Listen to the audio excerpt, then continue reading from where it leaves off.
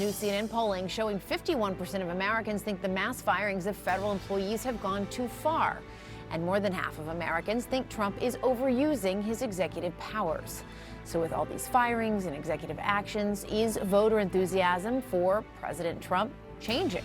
CNN senior data reporter Harry Enten is here to help us answer that question. Harry, good to see you.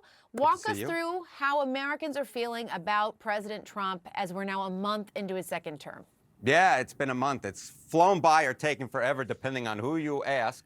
But either way, let's take a look at Trump's numbers right now. This is his net approval rating. These are polls, 4 of them released over the last week. And you might notice there's a lot of red on the screen and a lot of negatives. Trump is underwater in all these polls. His net approval rating, look at this, -5 points in the CNN poll, -6 points in Gallup, -7 points in Ipsos, -4 points in Quinnipiac, negative, negative, negative, and then negative. He is underwater in all of these polls. As I said earlier this week, he's a little bit like the Little Mermaid, underwater.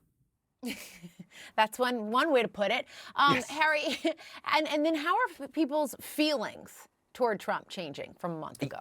Yeah, all right, so you notice all negatives. You know, I come on this program, I give the good news for one side, the bad news for the same side, depending on how the polls change. And here you can see it very well here. Trump's net approval rating, the change since January. 3 of those pollsters on that prior page had a poll conducted just after Trump took office, and you can see the trend line here. It ain't good for President Trump. It ain't good. In Gallup, he's down 5 points on net approval. Quinnipiac down 7 points. And the Reuters Ipsos poll, get this, down 13 points. Their first poll was conducted, I believe, January 20th to 21st. And you can see how much Trump's numbers have taken a dive, how much they've taken a dive since he's come into office. The bottom line is a month in, voters are not liking what Trump's doing compared to how they thought they'd feel a month ago.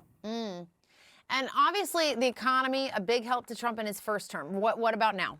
Yeah, this to me is the biggest shocker of all of this, because you can recall, even when Trump was underwater during pretty much all of his first term, he was positive on the economy. Trump's net approval rating on the economy in February 2017, he was 5 points above water in the average poll. Look at where he is now. The economy, which was once his bread and butter, has all of a sudden been something that is holding him back. He's actually doing worse on the economy than he is doing overall in the average poll. That, to me, is just shocking. That is shocking because Trump won on the economy. And just like with Joe Biden, I've said this a number of times, inflation and the economy ate the Joe Biden presidency alive. Voters elected Trump to change the course of the economy. And so far, what's happening? Trump's not changing the economy. The economy is changing voters' views on Donald Trump. They are negative.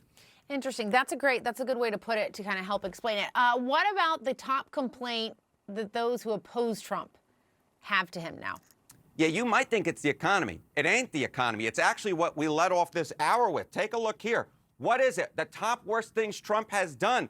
Look at this, 24% amongst those who oppose Donald Trump, 24%, the top answer in the Washington Post Ipsos poll said Musk, Doge, or those funding freezes or cuts. That is number one. You might have thought maybe as well it could be the immigration policy. Of course, remember when January of 2017, remember all those folks that were out on the street, they were going against Trump because they felt his immigration policies, that Muslim ban was too tough. But that's actually complaint number 2. It's actually the federal spending cuts, Musk and Doge, that is in fact pulling Trump back. Voters simply put, do not like it. It is the number one reason that they oppose Donald Trump at this particular point. And then what about the Elon Musk of it all? How do they feel about his role in the administration? Yeah, so let's dig a little bit deeper into Elon Musk. Take a look here. Musk's role in the administration, a key role for Musk in the administration. Look at this. Overall with voters, 42% approve. You don't need to be a mathematical genius to see that 54% is the larger number. They disapprove of the key role that Musk is playing in this Trump administration. And among independents, Jessica, just 39% approve. Elon Musk has not been a positive for Donald Trump so far. He's been a negative for him, just like the economy so far has been a negative for Donald Trump. And have feelings on Musk changed since he took this role? You might think, hey, maybe people are warming up a little bit to Elon Musk given his role. You know, Donald Trump certainly has very warm feelings towards the Tesla man. Elon Musk's net favorable rating, look at this. In December of 2024, he was 5 points underwater. Not great, but not horrible. But look at this. In the recent Quinnipiac University poll, he's now 12 points underwater. Voter views towards Elon Musk have become more negative, just like they become more negative towards Donald Trump. Voters, at least 1 month in, don't like what they're seeing. We'll see what happens down the road, but so far, not so good for the second term for Donald Trump and friends.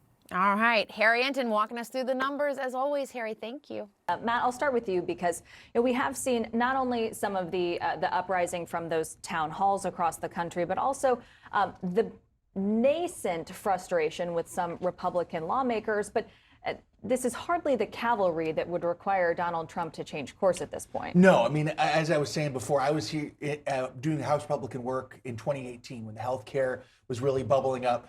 And it was very different. When these things succeed, Tea Party, healthcare, probably the two best examples, it's bottom up, where almost party leaders just all of a sudden see this message on the ground and kind of adopt it as themselves. It's not top down.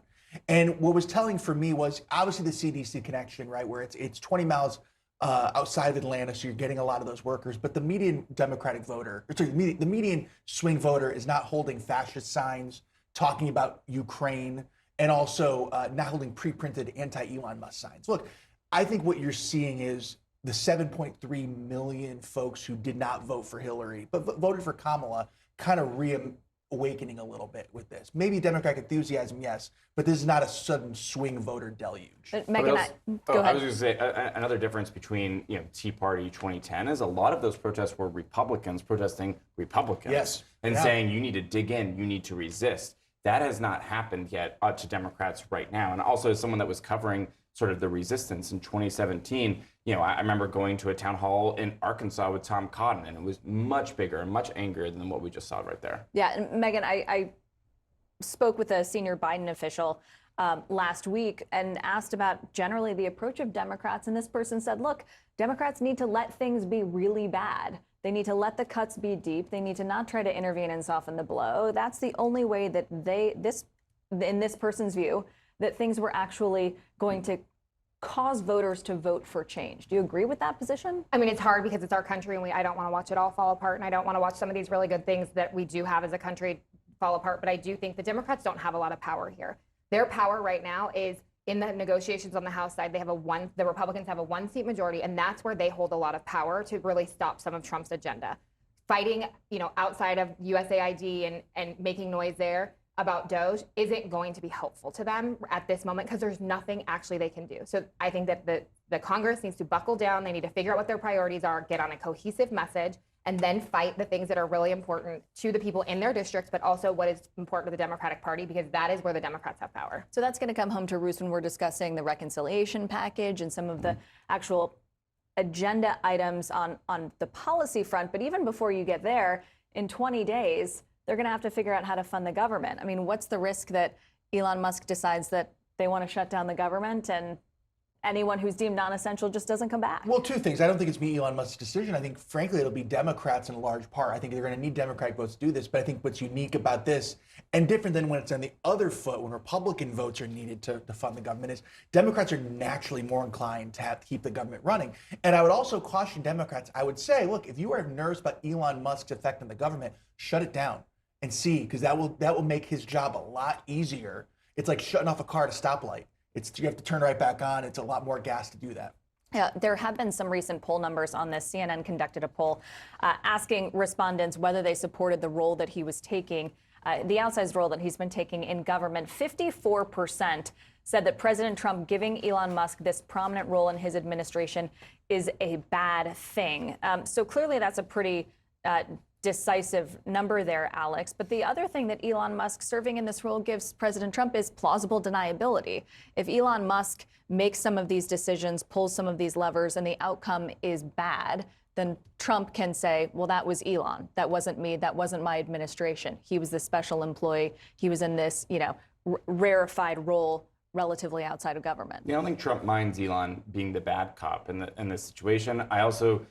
Elon is not a candidate for office. So if people disapprove of him, I don't think it really matters. Now, the question is, does Elon become toxic enough, or does he rattle the federal government enough that something really bad happens as he's playing around in the gears, that then it affects Trump's popularity? At the moment, we haven't seen evidence that it has yet.